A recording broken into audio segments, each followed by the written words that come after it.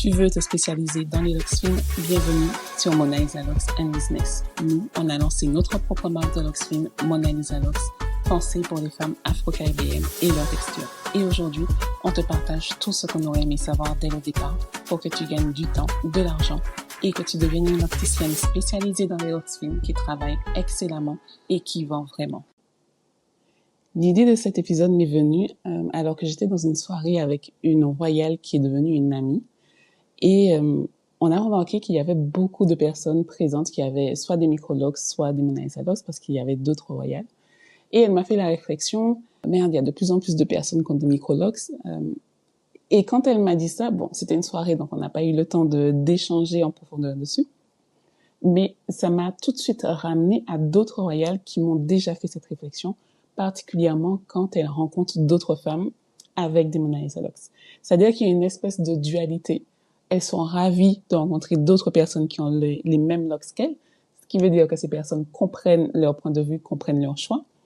Et d'un autre côté, elles ont ce sentiment de ne plus faire partie d'une minorité. Alors, il y en a qui l'admettent ouvertement, et il y en a d'autres qui n'ont pas encore mis le doigt dessus, ou peut-être qu'ils ne ressentent pas ça. C'est totalement OK si elles ne le ressentent pas. Mais en tout cas, toi, en tant que spécialiste, si tu ne portes pas de Mona Lisa Locks, c'est important que tu comprennes ce qui est en train de se jouer, qu'est-ce qui se passe exactement. Au début, quand une royale sort de ton salon après son installation, elle a ce sentiment incroyable d'avoir trouvé sa coiffure.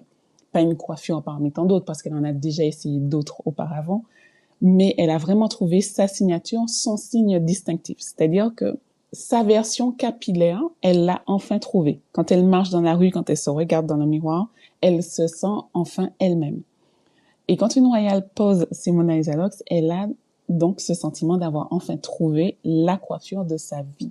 Et quand je dis de sa vie, je pèse à peine mes mots parce que quand on passe ce cap d'une installation de Mona Lisa Locks, vu l'investissement que ça demande, c'est quelque chose qu'on envisage sur le très très long terme jusqu'à en fait ne jamais envisager de les enlever. Donc quand elles en arrivent à ça, qu'elles ont enfin trouvé quelque chose qui leur ressemble, qui correspond à leur identité, à leur mode de vie, à leur standard de beauté, elles se sentent spéciales, rares, différentes. Et donc toi, tu deviens la personne qui leur a permis de se sentir comme ça.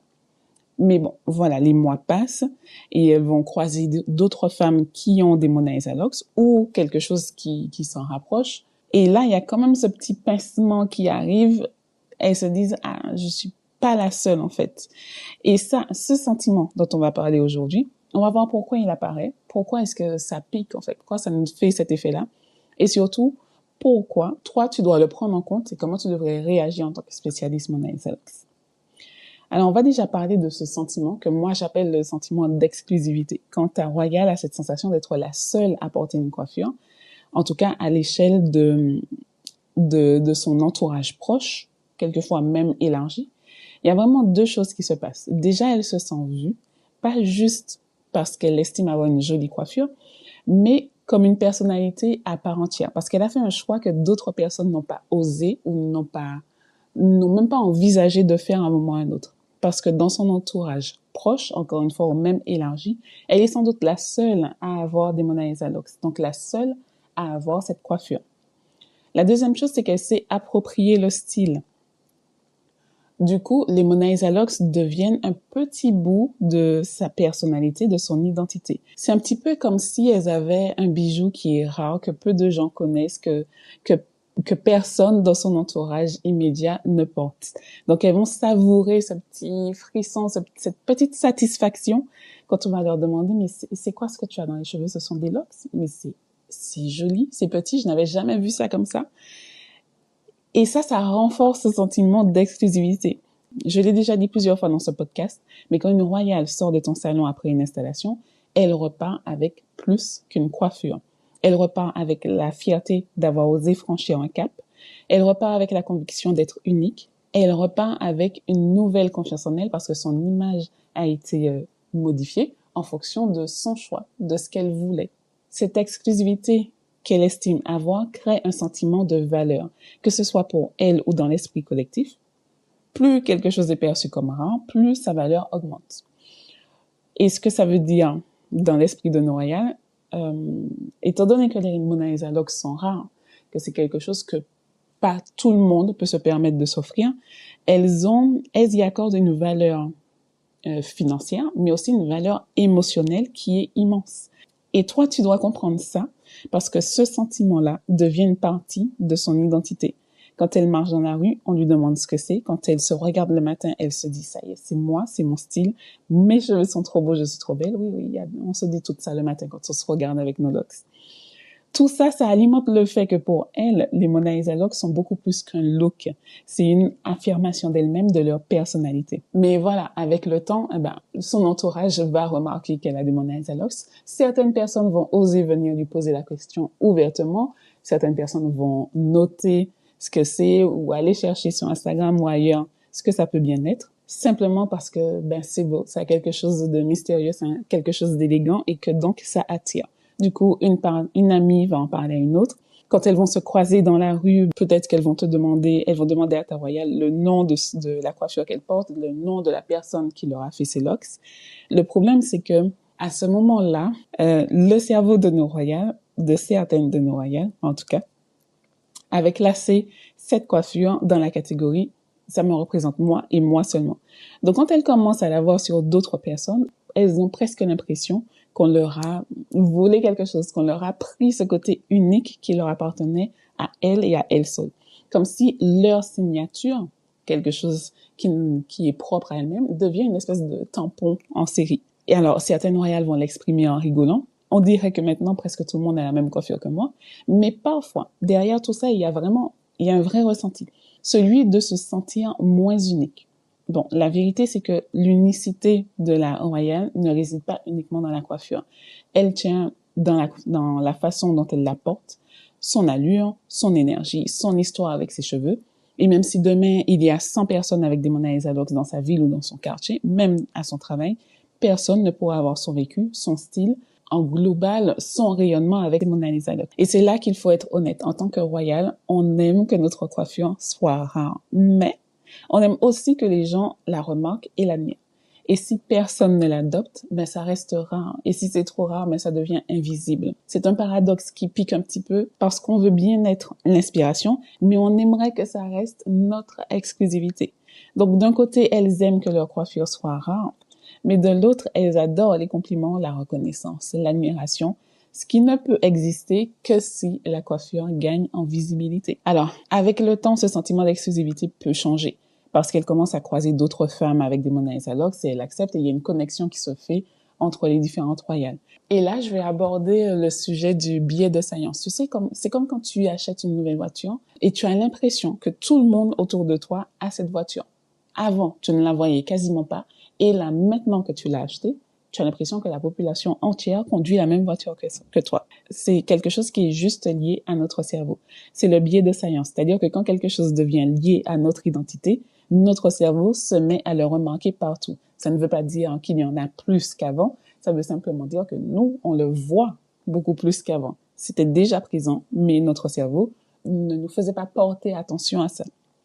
Donc, même si elle reste minoritaire, nos royales ont l'impression que tout le monde a ses locks ou une version légèrement différente. Dans les deux cas, on va prendre le temps d'écouter et d'écouter sincèrement, même si on peut se dire, en fait, c'est entre la royale et elle, c'est sa relation avec ses cheveux, c'est limite, ça ne nous regarde pas, le fait qu'elle estime qu'il y ait trop de personnes qui aient les Mona Lisa Locks. Nous, on est là pour transformer le maximum de femmes que possible, selon nos critères. Et c'est pas grave si elle a l'impression qu'il y en a un petit peu trop, qu'elle en voit un petit peu trop.